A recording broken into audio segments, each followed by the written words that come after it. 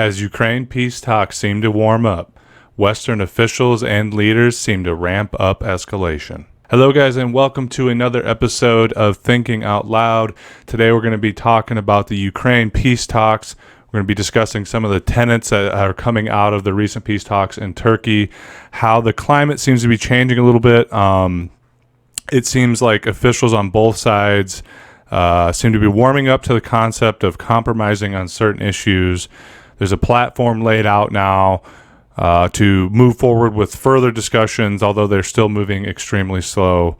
But at this point, it does seem like, both parties are willing to capitulate to some sort of ceasefire. They're willing to give up some ground to bring this conflict to an end, at least temporarily. In the last few weeks, we've seen Russia and Ukraine agree to a temporary reel back of operations. We've seen Russian troops move out of the area of Kiev, agree to, like I said, reel back some of the operations, some of the offensives. But while this seems to be happening, we've got Western officials, Western leaders, including Joe Biden, making, very aggressive statements. I think President Joe Biden said, for God's sakes, we cannot let this man stay in power. We've had officials from the Atlantic Council make statements like, Ukraine needs to fight to the last man. They're saying Russia's willingness to acquiesce and pull back offenses temporarily is just a ruse so that they can, regroup and fight back. We've got members of Congress saying that we need to send more weapons, more bombs, just a lot of people in the West, particularly the United States, not so much in Europe, because the people in Europe realize that this war is right in their backyard and they certainly don't want an escalation. But we've seen a lot of officials and leaders out of the United States continue with this very aggressive rhetoric, despite the fact that Ukrainian officials and Russian officials are, sitting down, having the discussions that will bring about ceasefire. I got a list here from about a week ago. Says Ukraine would become a non-bloc and non-nuclear state with no foreign military bases or contingents on its territory. This would have strict, legally binding guarantees from countries including the UK, China, the USA, Turkey, France, Canada, Italy, Poland, and Israel, which would agree to protect a neutral Ukraine in the event of attack. So what this is saying here is, and we've heard statements from Vladimir Zelensky as well, that he is willing to capitulate to the idea of not joining NATO in order to bring about a ceasefire and to end this war. And so what this is that these countries would be willing to intervene on behalf of Ukraine if they're ever invaded again in the future. The premise of this is to ensure that Ukraine does not continue to ramp up its military spending. The idea of that being to, quell some of Russia's concerns about having a heavily militarized neighbor to its west. So that's one of the tenets, not joining NATO, that we've heard Russia talking about before February 24th when the invasion began, and now it looks like we're getting somewhere in that ballpark. Ukrainian negotiator David Arakhamia said this framework would enable a ceasefire to be agreed without Crimea and the eastern regions being settled. The proposal would also enable Ukraine to join the European Union while barring it from becoming part of NATO's defensive military alliance. All right, so what does some of this mean? I mean, we talked about not joining NATO. I think we've all probably seen an article by now where Zelensky has agreed to not join NATO. Right, these other tenets here, though, the future status of Crimea seized by Russia in 2014 would be decided by 15 years of consultations. Now, it's still early on. It looks like the peace meetings in Turkey didn't really move forward. We didn't get a ceasefire agreement out of it. But we have this framework now for future discussions to build on, for the two leaders to build on and hash out all the fine details that come with such an agreement between two nations, right? So this is important because I think to Russia, the biggest thing is that they don't join NATO. Part of being in NATO is you have a required amount of military spending, right? And your military hardware and your command units and your military installations are all intertwined with NATO. They're NATO-backed. You have NATO weaponry.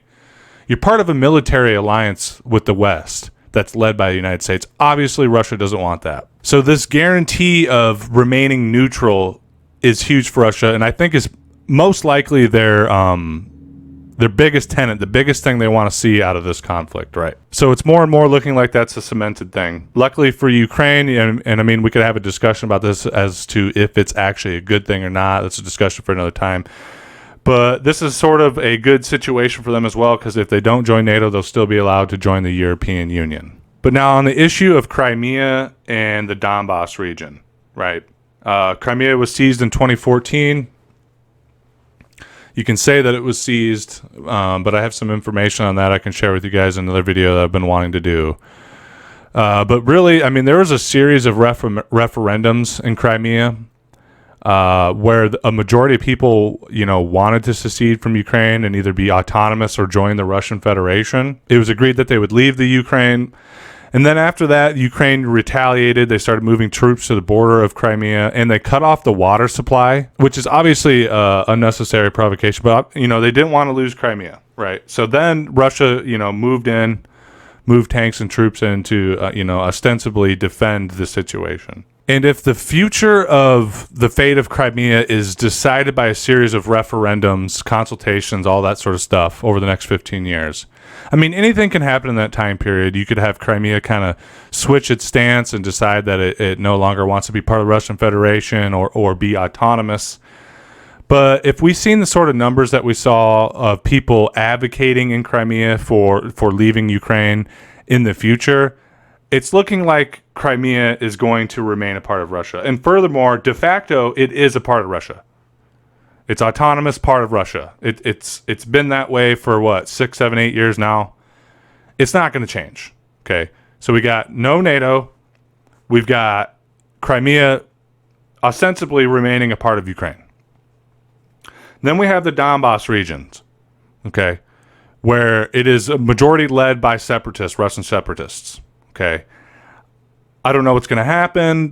The war is still going on. I mean, we've talked about how wars can go one way or another, or ramp up or deflate just with a single straight bullet, right? But from my understanding of the situation, the way I'm looking at it, I don't see an eventuality where the Donbas is not at the very least an autonomous region of its own, like was agreed on originally in the Minsk agreement back in 2014. I mean, this has already been decided to a degree. Now, what sort of legal framework that will look like, I don't know. But like I'm saying, I don't see an eventuality where the Donbas regions, Donetsk and Luhansk, are not autonomous republics or part of the Russian Federation. That's going to be what's going to happen. Okay? And the leaders can hash out all the details and things like that. Whatever. I can tell you right now, Ukraine's not going to join NATO. Crimea is going to remain a part of Russia, and the Donbas is going to be in some way, shape, or form an autonomous region or demilitarized region because of all the conflict that's been going on there since 2014. Okay. There's three things, the three tenets. Now, prior to the invasion and immediately after the invasion, what were the three things that Russia was advocating for to bring the conflict to an end? Don't join NATO. Recognize the autonomy and the sovereignty of Russia over Crimea, and autonomous or sovereignty for the Donbas region. Okay, and these are all things that were related in the Minsk agreement. Okay, so that's what it's going to come to. Why did all these people have to die for that? For the eventual outcome that was going to happen anyway to happen. And this is what a lot of people on the left, myself including, have been saying in the first place. This isn't going to end any other way than with Russia getting what it set out to get in the first place. And it should have been dealt with at the diplomacy table in the first place, and all this could have been avoided. You got Western leaders saying, oh, well, we never intended on having Ukraine join NATO in the first place. Then what the fuck? Why were you telling them for years that, oh, you can join NATO in the future? Why in December, the last time Western powers and Russia met, did you not make it clear we won't let Ukraine join NATO? All of this could have been avoided. But Western leaders did not want it to be avoided because they wanted a proxy war. They wanted Ukraine to do the killing of Russians for the United States. That's what this whole fucking thing is about. And meanwhile, you got liberals in the West holding Zelensky up like he's some fucking Marvel hero. The whole time he could have capitulated and avoided all this unnecessary death. And that's not a advocacy for Russia's invasion.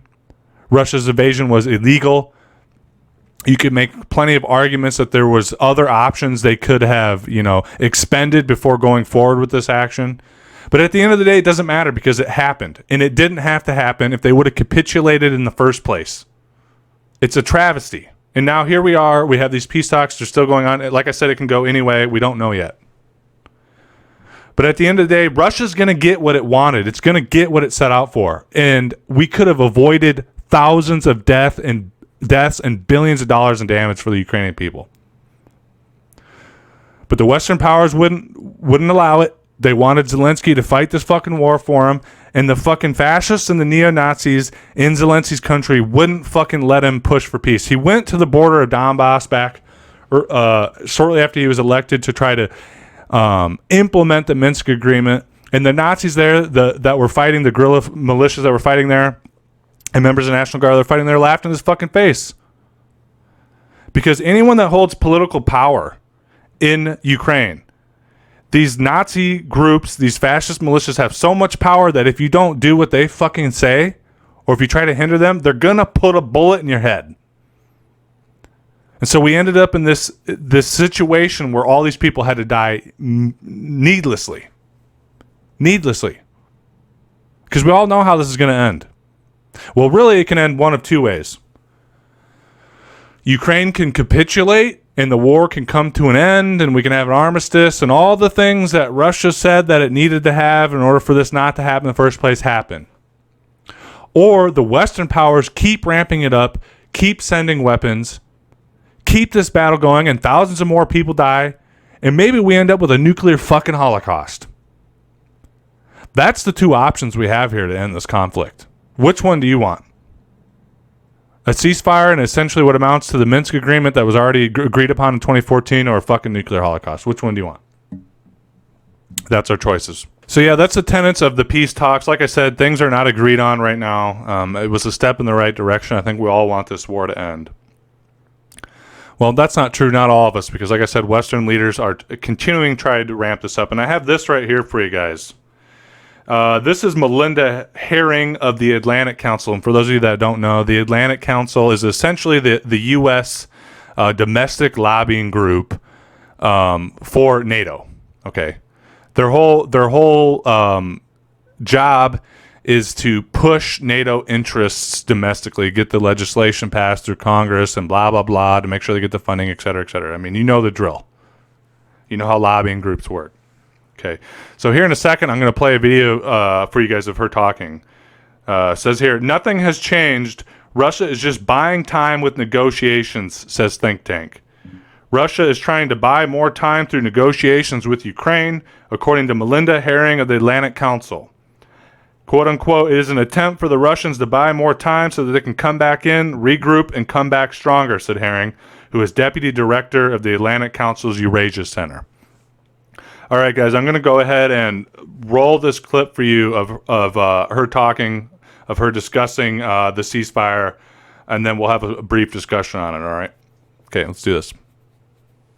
So I don't think that's going to happen. I mean, the bottom line is that Ukraine has to continue to fight and fight very valiantly and inflict major costs on Russia until Russia is willing to actually engage in real negotiations. The West needs to continue to send defensive material. Ukraine really needs planes. It needs air defense systems. It needs BTRs now, and it needs more artillery. And the West needs to tighten more sanctions on Russia. And it's going to take many more weeks and many more months until the Russians are willing to actually engage in real negotiations. Melinda, very quickly, we are racing against time. This was an offline conversation between my producer, Ollie, and I. Why the facade of the negotiations, then? Is it just simply a distraction? Yes, it's an attempt for the Russians to buy more time so that they can come back in, regroup, and come back stronger. Yeah, so there you have it. So what's she saying?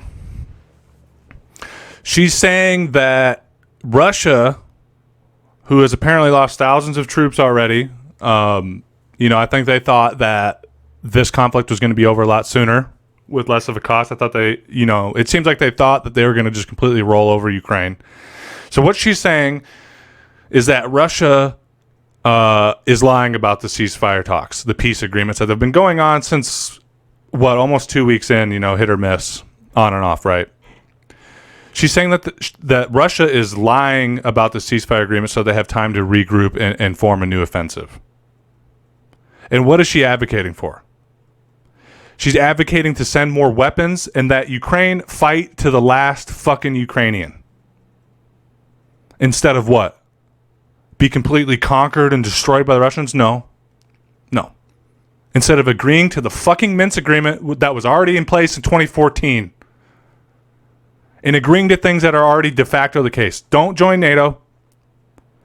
Deal with the Donbas situation like it was said in the Minsk agreement that they already agreed to, and recognize the autonomy of Crimea, which is already under Russian control and is never going to change. That's the choices. But no, they want to push for more war. Atlantic Council, that's what she does, the lobbying group for Atlantic Council. Filled with defense contractors. It's fucking sick. You've got these leaders working on a peace agreement with things that are fucking obvious that should have been implemented in the first place to end this fucking war and this suffering and this fucking murder and death. And you've got people like this that earn $1 million check a year pushing for more war, more bombs, more guns, more dead civilians. Let's read some of this transcript here. It says Moscow said overnight that it will scale back its military activity near the Ukrainian capital of Kiev and the northern city of Chernihiv. But the Pentagon has cautioned it's not a retreat. Oh, I'm supposed to believe the Pentagon. They never lie about nothing, do they? Russia previously did not follow through with similar pledges. Quote unquote, nothing has changed today. That's the important point, Herring added. The bottom line is that Ukraine has to continue to fight and fight very valiantly. Why don't you grab a gun and go over there, bitch? And inflict major costs on Russia until Russia is ready to actually engage in real negotiations. Inflict major costs on Russia. That's a key purpose here, isn't it? It's not about Ukrainian freedom or Ukrainian lives. It's about inflicting losses on Russia. You said it. The West will also need to continue to send defensive material to Ukraine. Hey, and while you're inflicting major losses on Russia, let's bankroll Raytheon. That's good for the shareholders. That's great. It will take many more weeks and many more months until the Russians will be willing to really negotiate, she said. Yeah, let's keep this fucker going. Let's keep this cash cow going for many more months because that's good for the shareholders. It's good to bleed Russia dry. I mean, this is what this war is about. If you haven't picked up on it, it's a proxy war between the U.S. and Russia with Ukraine caught in the middle. And there's a clear paradigm, a clear set of tenets for this to end today. And the people in the West don't want it because it's good for them. The patricians in Rome getting fat off the machine of death. Now, I did some research into Herring here about some of her past work. And I just want to show you some of these interwoven connections between these, think tanks and the Pentagon and NATO and stuff like that. It says here, Herring has worked for Eurasia Foundation, Freedom House, and the National Democratic Institute, where she managed democracy assistance programs in Azerbaijan, Georgia, and Russia. So what is the National Democratic Institute? I got some sources of funding here for you. It says NDI receives financial support from the National Endowment for Democracy, the U.S. Agency for International Development, the U.S. Department of State, and the Consortium for Elections and Political Processes Strengthening. U.S. Department of State. I'm sure there's no conflict of interest. And here's one I want to talk about specifically, the National Endowment for Democracy. What is that, you might ask? Here, I got this here for you. National Endowment for Destabilization, CIA funds for Latin America in 2018. The CIA's influence in Latin America is not a leftist rant, quote unquote. It is an ever-present, and ignoring it represents a real menace for national sovereignty and the continuity of progressive governments in the region. In 2018, one of its offshoots, the National Endowment for Democracy, channeled over $23 million to meddle in the internal affairs of key Latin American countries. Under the flagship of human rights, quote unquote, democracy, quote unquote, and entrepreneurship, quote unquote. So that's who this lady is. She's part of the Atlantic Council now, which is bad enough, the lobbying group for one of the biggest military offensive organizations in human history. But she also worked for NDI and the National Endowment for Democracy, which has a notorious track record for interfering in democratic elections around the world. Coup d'etats, guns and fucked up shit and bombs for rebel groups, for moderate rebels. Always remember that. They're moderate rebels. But we're supposed to believe this is about democracy. I don't even know what to say, and I don't know how people fall for this shit. It's copy and paste of the same crap. They don't want this war to end. And now we got this stuff coming out of Bucha, a suburb of Kiev, that the Russians in their, callback as a part of an agreement to have more discussions about the ceasefire.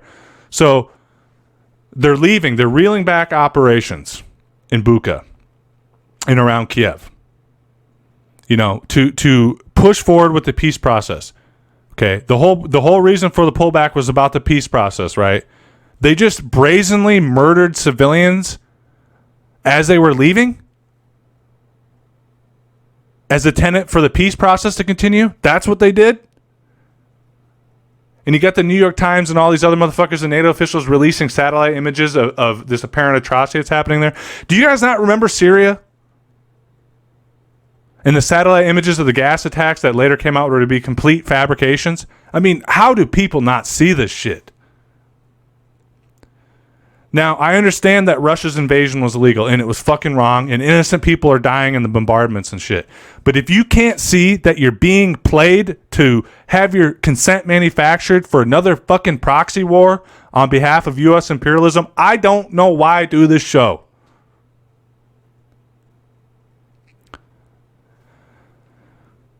It's exhausting.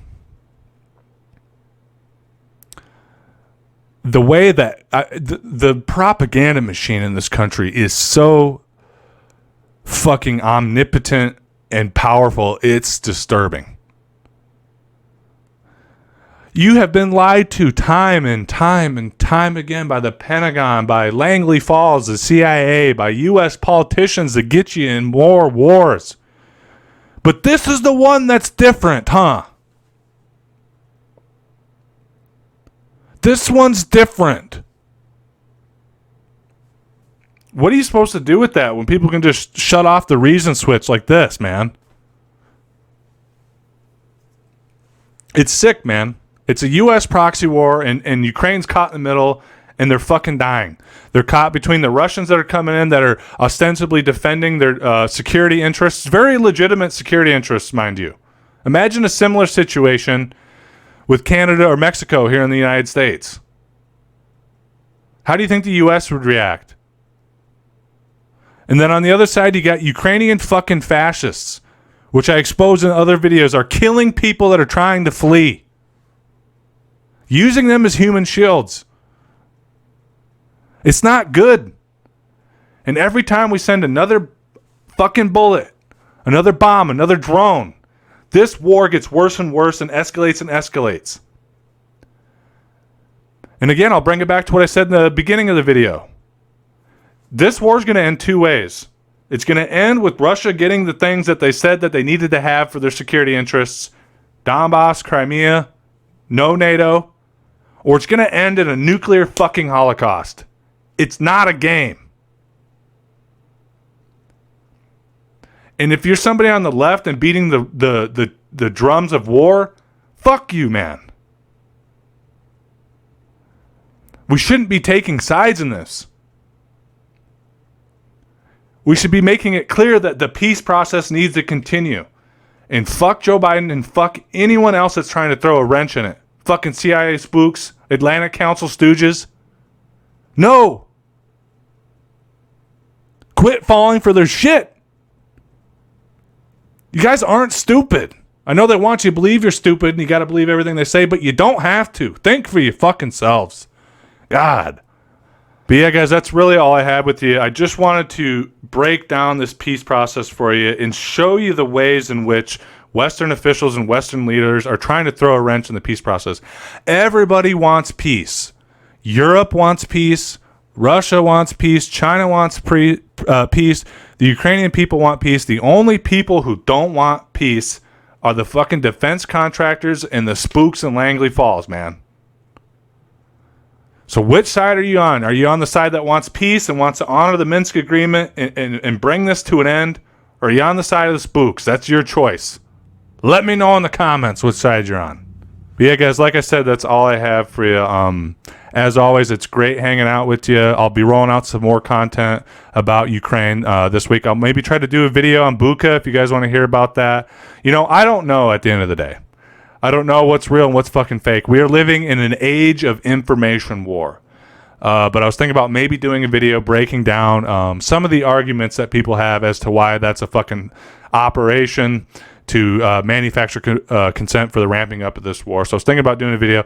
If you want a video on that, I know there's a bunch of them already out there. You know, let me know, drop a comment. I'll try to get it out to you guys. But as always, guys, it's great hanging out with you, and I'll speak with you again soon. Bye.